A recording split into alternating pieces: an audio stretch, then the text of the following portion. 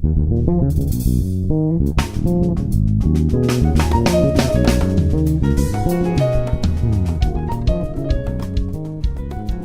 everyone, hello, my name is Amos St. John, and I want to welcome you to the Coffeehouse Conversations podcast. This is my second episode. If by any chance this is your first one, you can go back to the first episode where I pretty much gave a nice introduction to myself. Talked about where I'm from, a few things that I've done in my life and why I decided to do a podcast. So feel free to jump back to episode 1 and get that information. I truly know you'll get to learn a little bit about me and definitely understand why I decided to do this podcast. On today, I want to talk about something really dear to my heart, something that I've been dealing with, but I want to call this the comparison game. And I want to talk about 3 things that we can do to help achieve a healthier lifestyle for our mind, body, and soul. Many of us try to establish goals and set New Year resolutions with all intentions to accomplish them. But the first sign of trouble, 9 times out of 10, we just quit. Abandon ship. But I'm what you consider, I think a big guy. I'm 6'3", I'm 300 plus pounds, and I've been like this pretty much my entire young adult life. In high school, I was a little smaller, but I was pretty much the same size. So I've always dealt with somewhat, weight loss journey. I had to drop some weight and get healthier. And so I've dealt with a lot of fads, diets, workouts and trainers. And it's just been a constant up and down throughout my late 20s and 30s. And so, specifically the last 10 years, I've embarked into a lot of different workouts and stuff, as I mentioned, and diets, and worked with trainers, and it's a struggle, So I know from like many people who listen, we every end of a year we try to start a new year with some resolutions. Hey, I want to do this, I want to do that, and set goals and some benchmarks, and so. I've made even bets with my doctor. I say, hey, by the next visit, I'm going to do this. And I tend to never really quite make it and get very sad or get a little bit down on myself. But, the key to it all is just to get back up and try again. So I was reading a New York Times article, and it's mentioned about Franklin Covey. It's a time management firm. And it says 1/3 of resolutioners don't make it past the end of January. Well, it's March. We're about to start spring. And I've always asked, like, why have the gyms emptied out by now? January, the gyms are packed to capacity. People are, hiring trainers, starting new diets, and doing anything just to start the year and have great intentions. But why by March, one out of 3 people quit? Why is that? So I'm learning, even in my journey that, whatever goals you set, they have to be real. They have to realistic, and they have to be attainable. Typically, whatever you focus your mind on, the rest of the body will follow. And I can attest to that. When we talk about body and mind and soul, I want to specifically talk about image, your body. We're living in a very social media heavy time, where image really plays a part, even on TV and other media platforms, we deal with what we look like and how we look like, and we have the capabilities of manipulating what we look like, even through filters and different effects with our phones or even our other devices. And, it really plays a false representation of what really should be happening. And unfortunately, it's just this fast-paced society is just a never-ending war with that. And so, we're living in a time where, people who perceive to be successful look apart. They look a certain way, and I found myself struggling with that. Why can't I look like this? Why can't I look like that? Why can I wear this? Why can't I wear that? And so about 2 years ago, in 2017, for those who follow me on social media, You kind of saw I embarked into a year of accountability. It started March 1st of 2017. And then it was around Lent season, and I started working out almost every day.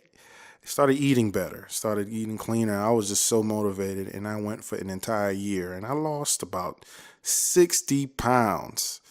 I really was so motivated then, and I mean, it was crazy. But a lot of people didn't know because I moved from the DMV, Dallas, to Dallas in 2016. I was facing a lot of challenges with adjusting to a new city, a new job, and it was just tremendously turbulent. And so going to the gym and doing this healthy journey was somewhat a way to combat and channel some of the turbulence and frustrations I was dealing with in putting into the gym. And so I was extremely motivated to do this. And so, going through that experience gave me 3 questions just to ask. You don't have to answer them now, but what is motivating you? Second question, what do you see when you look in the mirror? And this final question, what are you afraid of? And so I look at, reflect back in 2017, and I basically came up with those 3 questions. What's motivating you? What do you see when you look in the mirror? And what are you afraid of? Then a year later, when I reached the mark in 2018, life changed drastically. I started going through another shift with my career, and I wasn't really dealing with too much stress concerning, adjusting to a new culture. But I was dealing with a little bit of stress with buying a house and adjusting to that, and that kind of caused me to kind of step back from the gym and kind of, I hate to say, abandon my year of accountability, but I kind of did. I slowed down. I kind of plateaued. And for those who know about what plateau is, I mean, once your body get used to something and you're not getting the results anymore, you plateau. So you kind of have to shake things up and shock the body, shock the system, and to break the plateau. And unfortunately, I didn't do that. And so I kind of fell off again. And here we are in 2019.